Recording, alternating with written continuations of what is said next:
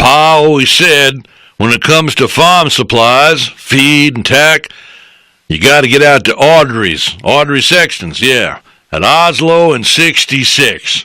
Okay? Now they got cowgirl boots, cowboy boots, motorcycle boots, big boots, small boots, all kinds of boots, fun accessories. Stop into Audrey's Feed, Tack, and Farm Supplies right next to Cafe 66. Try one of them burgers. They're so good. That's right. Audrey's Feed, Tack, and Farm Supplies right next to Cafe 66 on Oslo and 66th Avenue. Today's broadcast is being brought to you by Dr. Alex Plains, Custom Family Dentistry and Dental Implants. Nobody enjoys or looks forward to going to the dentist, but Dr. Plains offers conscious sedation for dental phobia. Dr. Plains and his staff offers his patients a friendly atmosphere and a stress-free visit at his office located just south of the Village Beach Market at 4755 North A1A. Go to his website, plainsdentalarts.com, or call 231-6004. So your next dental need may be a basic cleaning or dental implants. Go to see Dr. Alex Plains, 231-6004.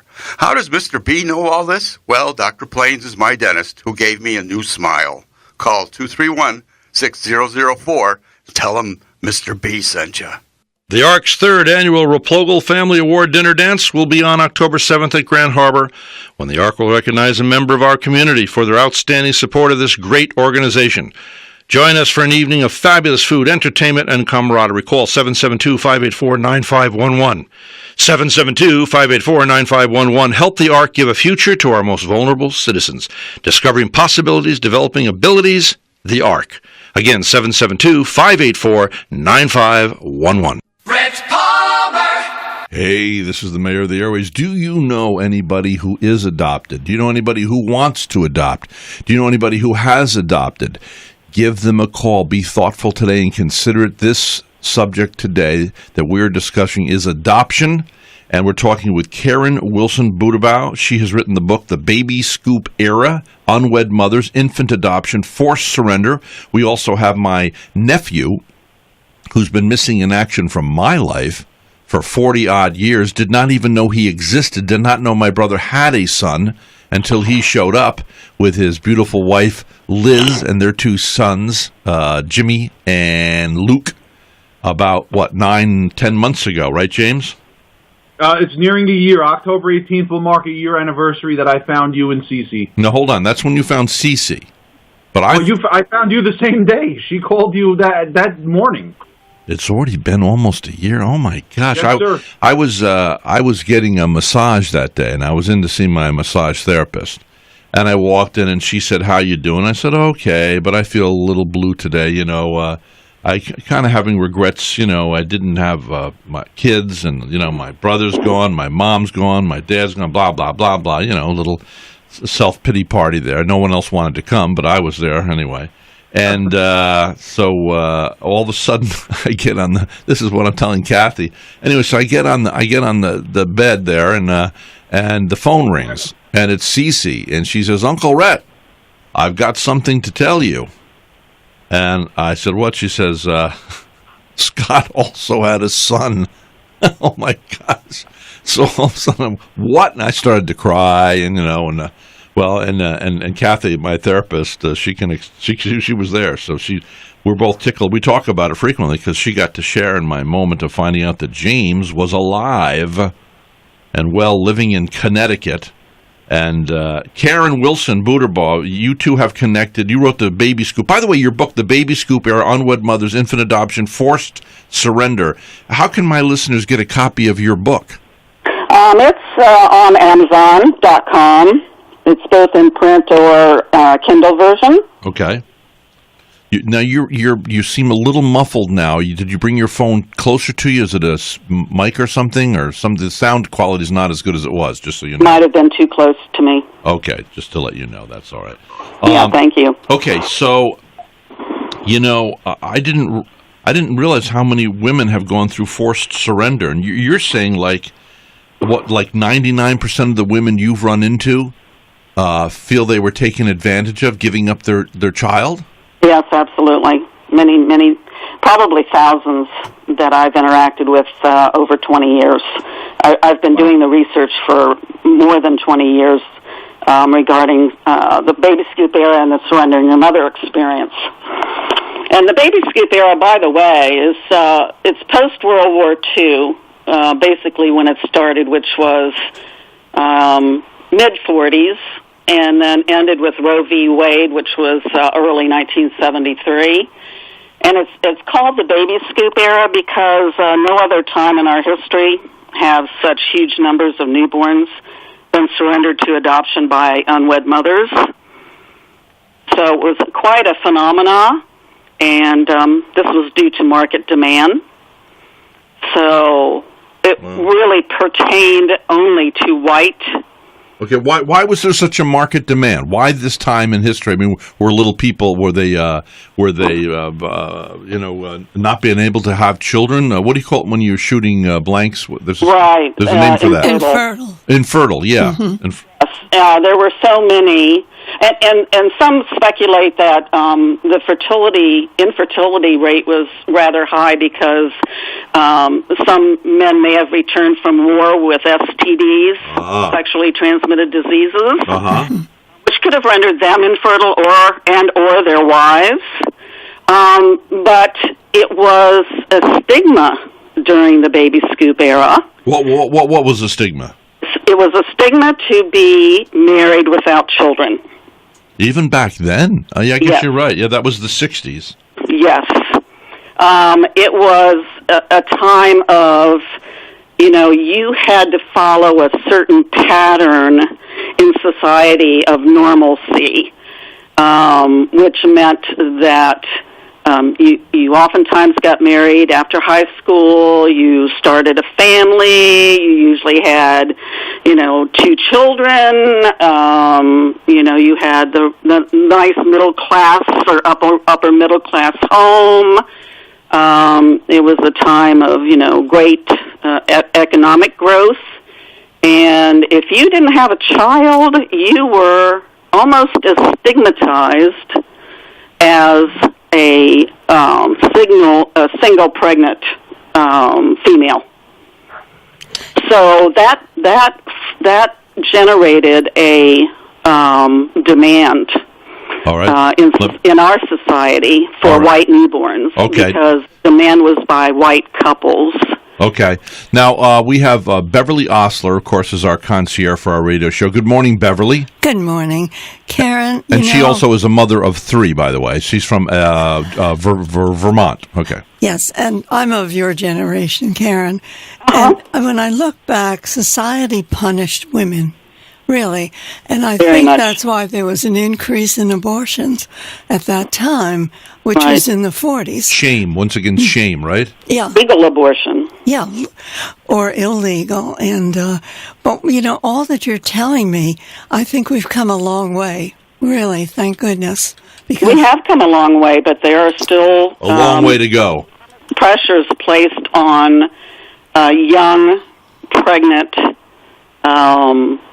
girls to surrender. They are you've got the new coercion method because most single women keep their babies today, but the ones who don't are a very rare commodity.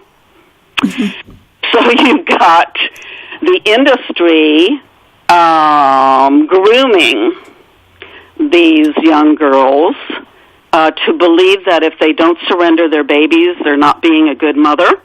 Okay, let me ask you this: you were one of these women that or young ladies that was forced to surrender your child, correct? Yes. Why? How old were you? I was 17. 17, and who forced you? You're forced when you don't have any other option. What you have to understand is, and we haven't talked about this, is that we were not told what any options were, such as child support, welfare, any societal assistance that was available at the time. Yeah. We had no clue about. We didn't have the information highway. So you were shamed, you were fired from jobs, You'd be expelled from school if you were pregnant, correct? Right, correct. You were manipulated. by adoption workers and maternity homes and other people telling you that you cannot keep this baby, you can't afford to keep this baby, and yet social workers have the societal duty to help every single American citizen with whatever problem they may have. So these people, these adoption workers, I think were playing God, and they talked about it, playing God. My book is full of these actual comments by people working in this field. They enjoyed playing God. They enjoyed the power that they had. They were taking babies from mothers who needed to be punished and needed to be cleansed of their sins, and they were transferring those newborns to the married couples who minded the moral dictate. What do you mean they transferred the sins? That's a pretty heady situation for them. They transferred the sin to the adoptees? The adopters? No, they took the sin. They told us, the unmarried mother, that we were being cleansed of our sin. Yeah, totally manipulated. Well, this is why so many people have such anger towards organized religion. And I want to make sure that, because I know that my nephew, who I love, has great anger towards what he was. I don't believe in God. I hate God if there is a God. Well, of course, he has a lot to be angry about.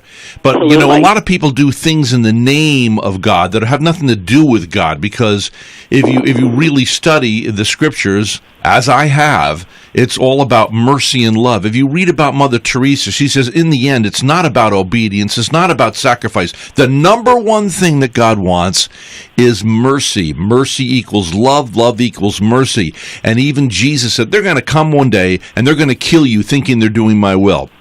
Because I tell you what, religious humans are a very dangerous animal, and they should be made to wear signs that say, watch out, watch out, I bite. Watch out, I bite. Warning, warning, warning, watch out, I bite. And this is why people, and then they transfer that and they get angry at Jesus. Jesus loved people. Jesus healed people. Jesus went to the well and found that lady had been living with 5 different guys. She'd never been married. He didn't yell at her. He didn't castigate her. He loved her and gave her, admonishment and said, go and sin no more. And you know what to do. You got a conscience. We all have a conscience. But that's why people transfer this, thinking that God is hateful and God is a oppressive father. And so I just want people to know that that's not what he's all about. God places the baby in the mother. Yeah.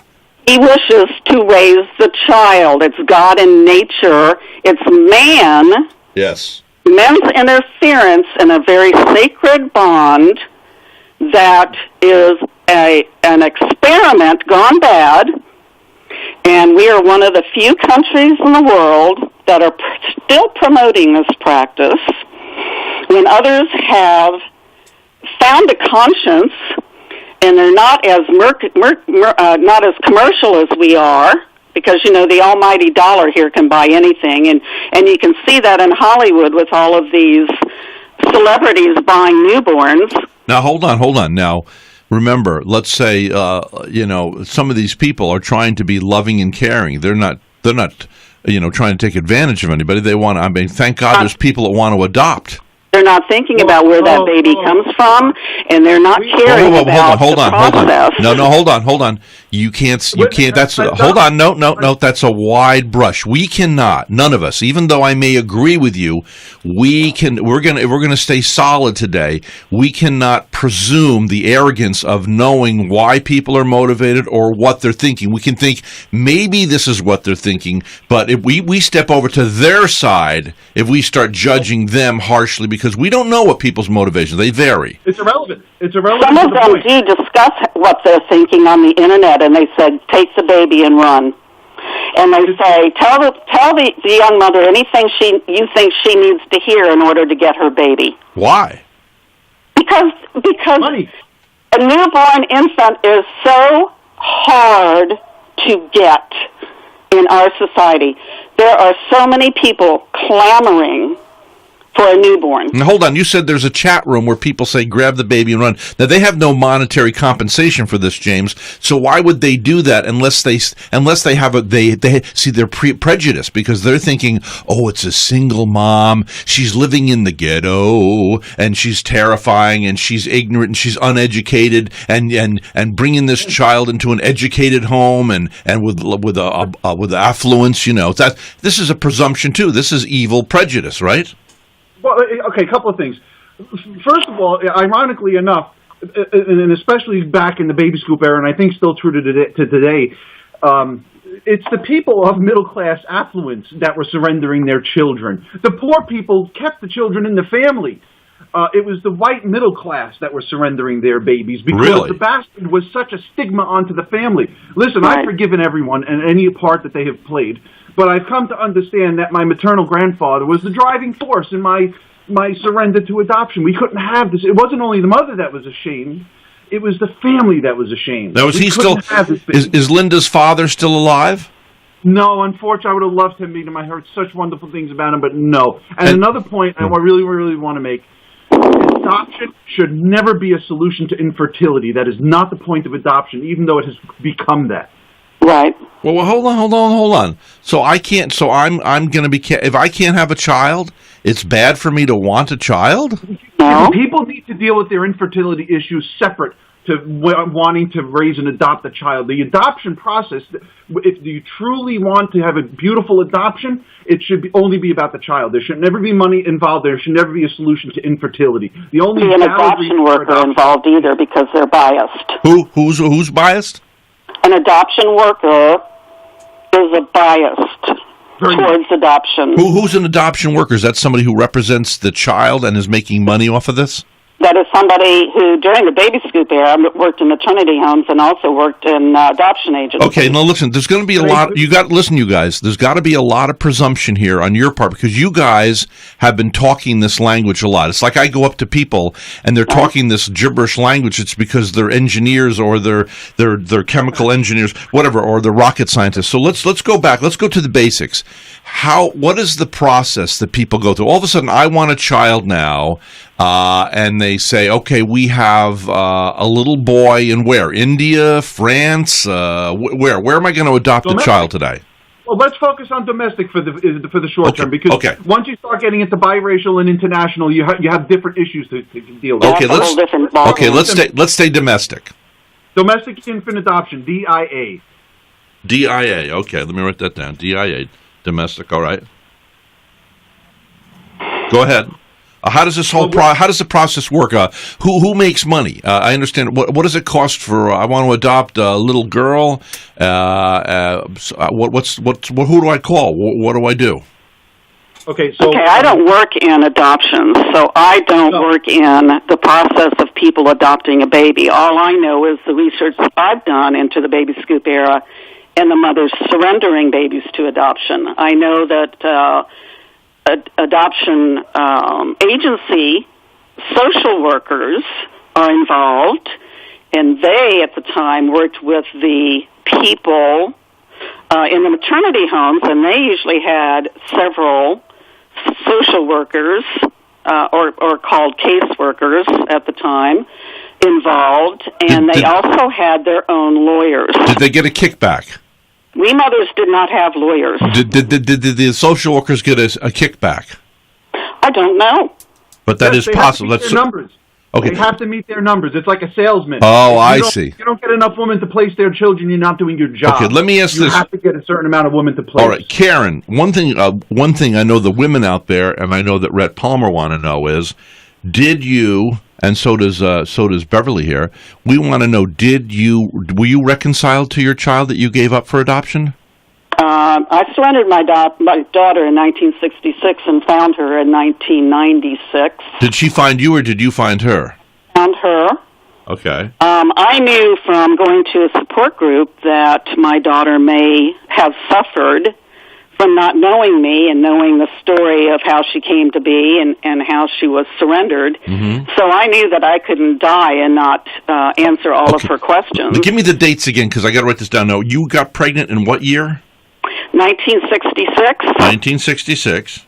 Right. And when did you find, or when did your daughter find you, or did you find your daughter? I found my daughter in 1996. 1996, okay. And unbeknownst to me, she had searched for me. 30 years later. Huh? 30 years later. Yes. Wow. What was that reconciliation like? Very difficult.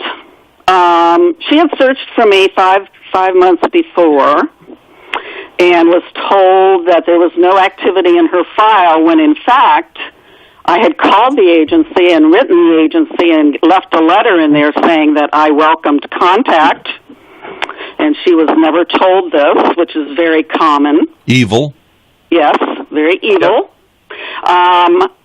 She was approached by the support group leader the day after New Year's in 1997, because I found her at the end of 96, and I wasn't privy to that phone call, but I was told that she screamed because she was so excited. Wow.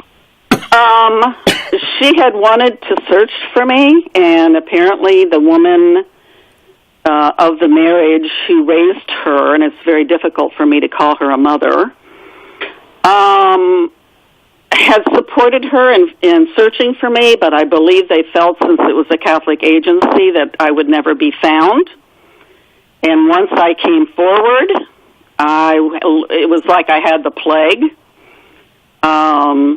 My daughter felt very torn with loyalty to this woman who felt very threatened by my crawling out from under the rock. Well, I can understand that. I can understand, like, because let's say I had adopted a daughter or a son, and it's 30 years later, and then the fear, and you remember, anger usually comes from either hurt or fear, and so both of those come into play here, because all of a sudden it's like, oh, the unknown. It's like, oh no, now that he or she has found out that they have their blood relatives, I'm going to be put on the back shelf, or I may be dismissed in its entirety. Well, I think if you have 30 years with someone you raise, yeah, I think it would be very difficult to break that bond unless you do something really bad. I would hope so. Now, listen. We got. She has the right as a 30-year-old adult to know and have association and relationships with anybody she chooses. Okay, listen. It's time. I got to go. I got 20 seconds till we go to the news again. But can you guys stay for a whole nother hour, please? Sure, we'll be here. Absolutely. Okay, good. I'm glad you can. It's going by quickly, isn't it amazing? Yes, it is. Okay. The title of her book is The Baby Scoop Era, Unwed Mothers, Infant Adoption, Forced Surrender. We'll be right back. This is the mayor of the airwaves who loves you, baby.